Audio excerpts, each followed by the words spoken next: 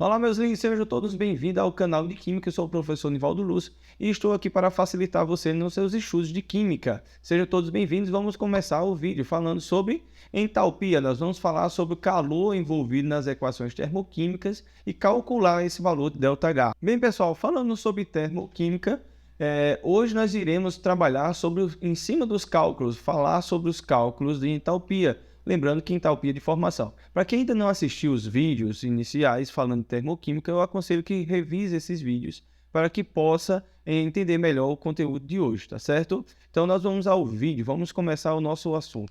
Para calcular o ΔH, que é a variação da entalpia, nós utilizamos a entalpia de formação das substâncias. Lembrando que quando eu falo de entalpia de formação, eu estou pensando se ela é endotérmica ou exotérmica. Essa reação eu tenho que ter a clareza do que ela representa e, lógico, os valores de ΔH, os valores de entalpia que estão envolvidos, se é maior ou menor que zero.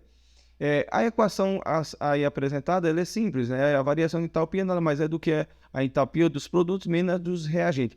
É a partir daí que nós vamos começar os cálculos. Então, o que é que eu preciso saber? Quem são as substâncias simples? Que vídeo anterior nós já falamos disso aqui.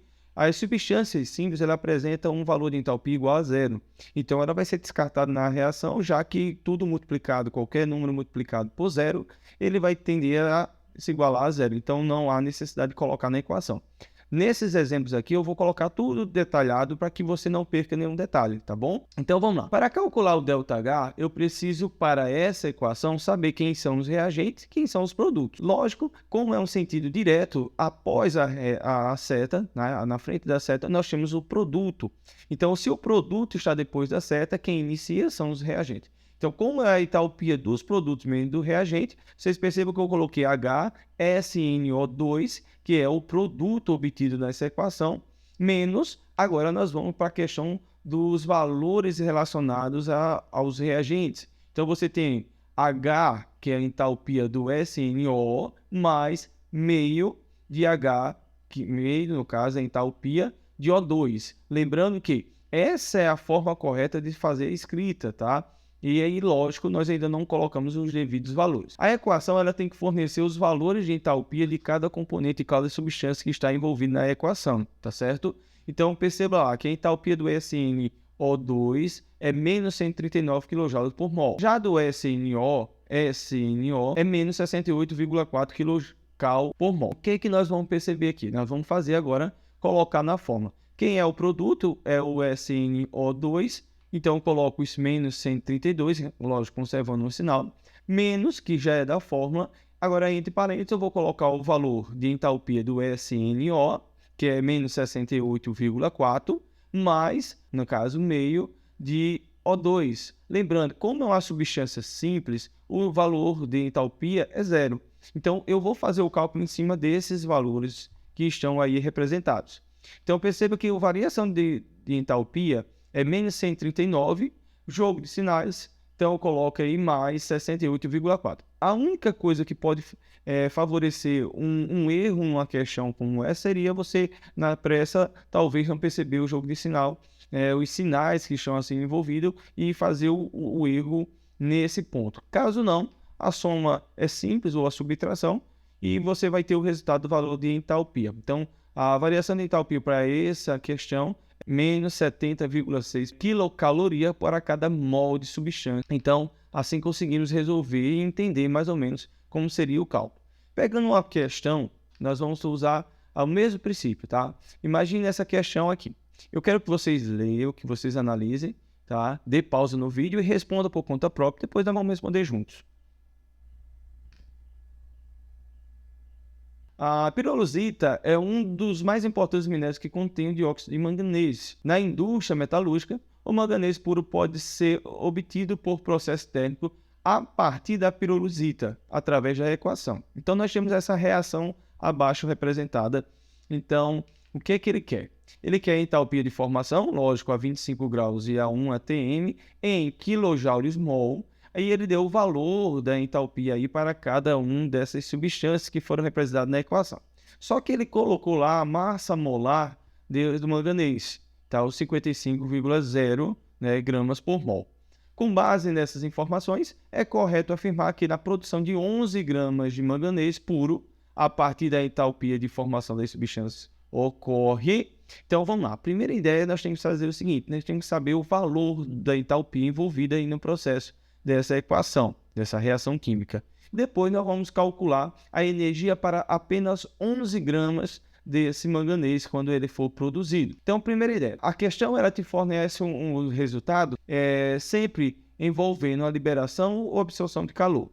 Sempre no sentido, muitas das vezes ele não fala absorve, libera, muitas vezes ele coloca o ΔH, ele fala que é exotérmico, endotérmico. Eu espero que você fique sempre atento a essas informações, porque muitas das vezes ele não vai falar que é exo ou endo, ele vai falar que libera ou ele absorve. E aí você tem que estar afiado nessa resposta, saber realmente como está sendo representado. Então vamos começar os cálculos aqui. A equação é essa, está balanceada, e aí eu vou pegar agora a variação de entalpia, né?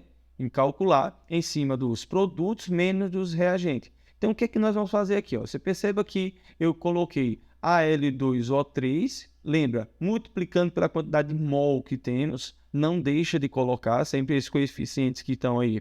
Os coeficientes lembram que são aqueles números que vêm na frente da fórmula do composto, tá bom?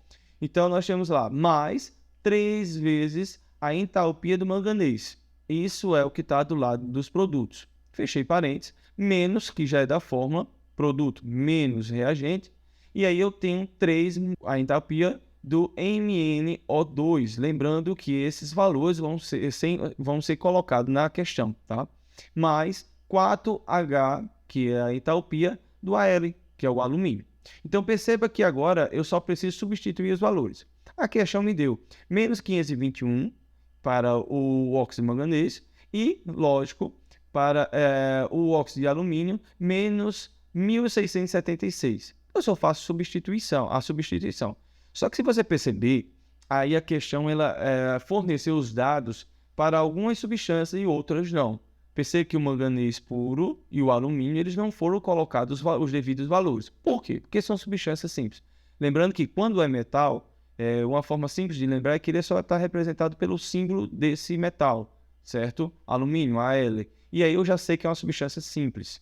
Então, o que nós vamos fazer? Nós vamos substituir os valores. 2 vezes a entalpia do óxido de alumínio, que é menos 1.676, mais 3 vezes o manganês, que é 0. Então, nem precisaria colocar. Caso vocês não queiram, não coloca. Menos, agora é ricochete, porque nós vamos ter uma equação mais organizada aqui interna. 3 vezes a entalpia do óxido manganês e você vai ter um valor de menos 521, mais 4 vezes aí a questão do manganês puro, né, que é 0. E no final das contas, nós vamos começar a resolver essa questão com a matemática mais básica. Então perceba aqui, a variação de entalpia aqui, eu coloco 2 vezes 1.676, que dá 3.352, menos que está lá da equação, tá? E aí 3 vezes 521 dá 1.563, e aí mais 0, só que eu não preciso colocar. Olhando o jogo de sinais, eu percebo que menos por menos dá mais, e aí eu faço a substituição aqui. Então vai estar positivo. Então, fazendo essa subtração, eu tenho um valor final de 1.789 quilojoules de energia liberada, por isso o sinal negativo. E aí vamos à equação. Perceba que para essa energia era justamente quando é produzido 3 mols de manganês. Tá? Não esqueça isso, 3 mols de manganês já foi balanceado essa equação. Só que a questão ela quer saber o seguinte: quando se tiver 11, quando for produzido 11 gramas de manganês, qual a energia de formação que está envolvida? Então perceba o seguinte: o valor encontrado de entalpia foi menos 1.789 kJ para cada 3 mols.